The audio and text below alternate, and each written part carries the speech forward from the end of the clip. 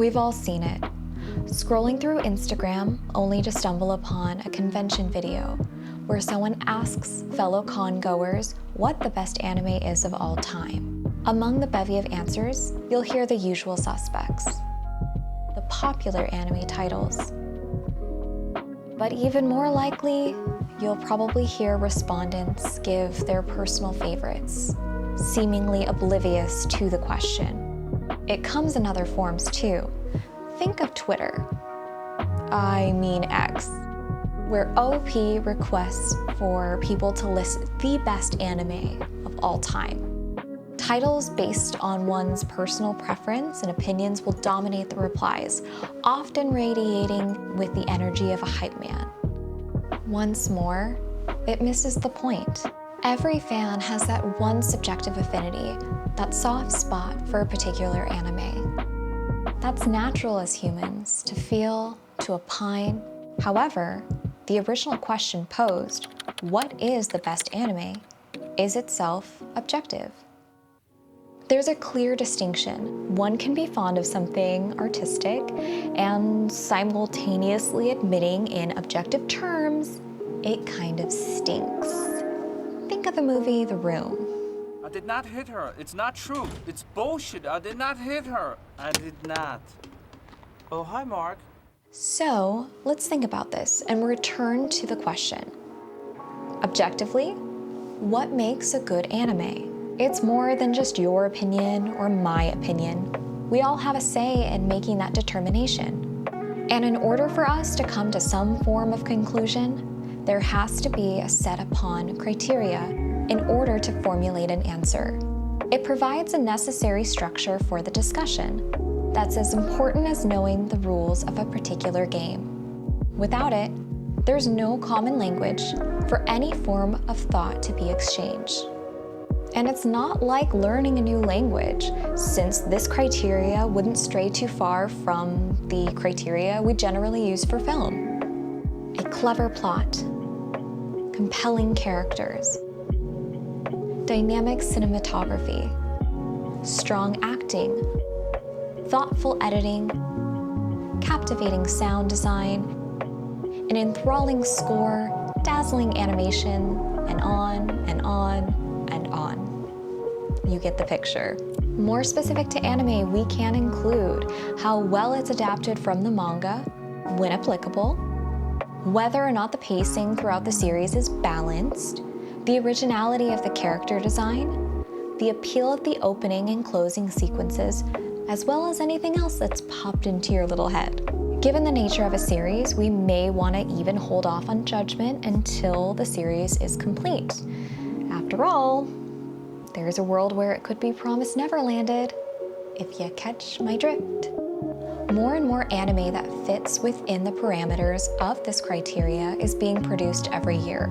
So there are many anime that are objectively sound, but which titles stand out from all the rest? It's admittedly difficult to pinpoint just one.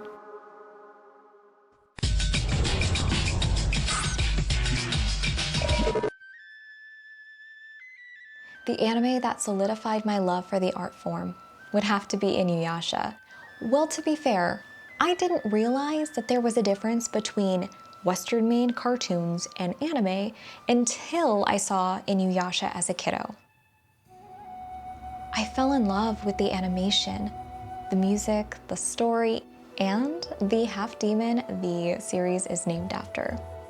Inuyasha means a lot to me, and it holds a special place in my heart for that reason. But beyond that, it is objectively a good anime. Despite premiering in Japan over 20 years ago, the animation remains brilliant by today's standards. From the use of color to the spirited fight scenes, it's visually appealing. The action and adventure takes place primarily in feudal Japan, as well as 500 years in the future. And even with all its vibrancy, the score is equally gorgeous.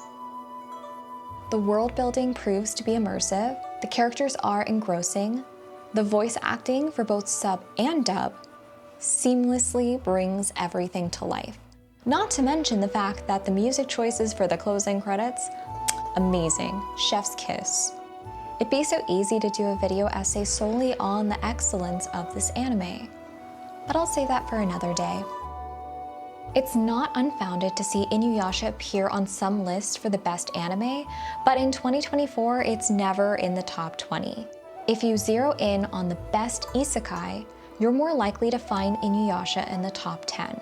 Now, I personally would place Inuyasha somewhere in my top 10 of personal favorite anime, but if I was asked what is the best anime, I could not in good faith say Inuyasha. That's because in spite of my subjective love for it, it does have some, objective flaws to it. Primarily, Kagome! Inuyasha! Kagome! Oh, Inuyasha! Kagome! Inuyasha! Kagome! Inuyasha! yeah. On top of that, to me, it doesn't really have that thing, that zest, that makes it stand out from all the rest.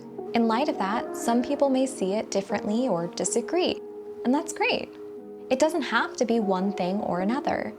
The point is, there's a potential conversation to be had, one that may not transpire as easily if the substance of conversation centers on subjectivity. Having distinguished the two, it has to be asked, can the line of one's favorite anime intersect with what is the best anime? Yes, it may be unavoidable. When it comes to a viewer's personal favorites, those will often stem from emotional connections, nostalgic sentiments, or relatable characters or themes within an anime. These connections can be deeply meaningful to the viewer, influencing their perception of what they consider the best is.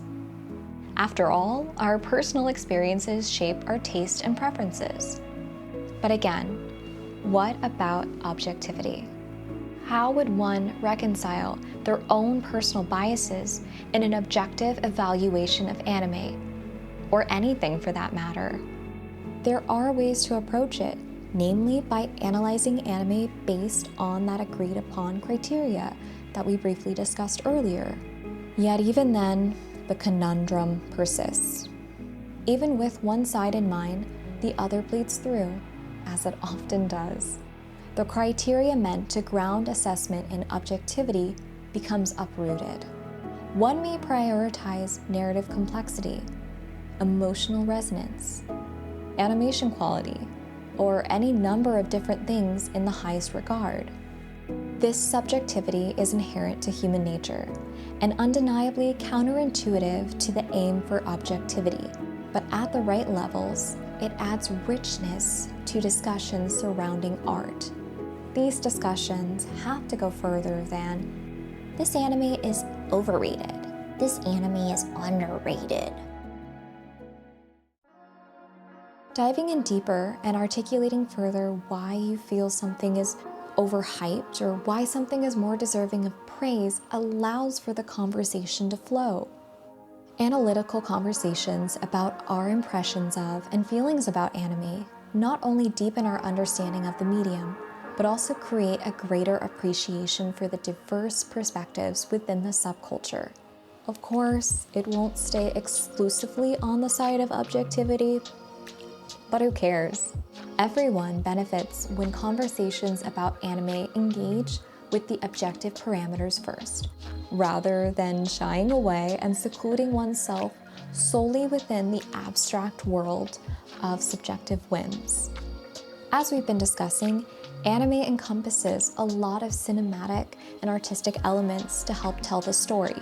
This can include the use of color that makes a Ghibli film, or the use of visual motifs and metaphors in a Sakoshi Kon film or series. Anime is another art form at the end of the day. As such, it beckons its viewers to be able to read beyond what's on the surface. It yearns to not be seen as one color or shade, but kaleidoscopic. In order to do that in the smoothest fashion, one should attempt to grasp and consider what could be called the objective criteria in order to use that as a foundation to form a subjective argument. To really understand the purpose of placing the fish tank in Mima's room in perfect blue, or the film's many shots of Mima and her reflection, the viewer must be familiar with recognizing symbolism and how to analyze imagery. The subsequent interpretation and conclusions made have something tangible to rest on, rather than being expected to float around magically. Imagine a ship. It's the objective structure that serves as the mast and sails that allows for the subjective use of the winds. Without the mast and sails, the wind is bound to blow right over your head. This understanding of the different artistic elements at play encourages us to critically analyze the socio-cultural context, the narrative techniques, the visual symbolism embedded within each anime. It empowers us to question the underlying messages and ideologies conveyed, cultivating a more nuanced understanding of the medium. Of course, not everyone is going to agree on everything, but by engaging in thoughtful discourse, we are challenging ourselves to critically evaluate our own viewpoints and consider alternative interpretations. So, can an anime be objectively excellent and a personal favorite? Absolutely. In fact, it's the association of the two, objectivity and subjectivity, that often leads to the discovery of the most profound connections and thus the enduring admiration within the anime community. Subjectivity may be unavoidable, but standing on the foundation of objectivity allows for a dialogue. Subjectivity alone can be hard for others to understand. I had originally created this essay to discuss my frustrations within the anime community and the struggle therein to partake in honest, analytical conversations about the medium. Instead of fostering critical thinking, discussions would often devolve into mere hype for personal favorites. Perhaps it's the way the videos were cut, or the character limit that's imposed on posts. But it's far too often to hear fellow anime fans articulating their merits of choices on personal preference alone. It can feel as if the richness and complexity of the medium are at times overshadowed by subjective biases, hindering deeper conversations I want to listen to and be a part of. Without the willingness to critically assess and discuss anime beyond personal attachments, we miss out on opportunities for growth and appreciation of the art form as a whole. With this channel, I hope to kindle such conversations. It's essential to embrace the diversity of opinions and experiences that enrich our discussions. After all, it's the passion and love for the medium that unites us as fans.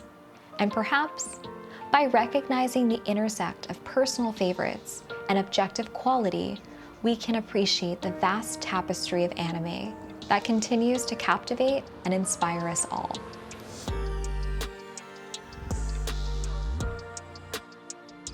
If you've made it this far, thank you so much for watching, and let's continue the conversation. Share with us your favorite anime and what makes it stand out to you, both objectively and subjectively. And if you liked the video and want to be a part of future discussions, make sure you like this video and subscribe to the channel. Your support means so much to me, and I will see you all next time. Bye!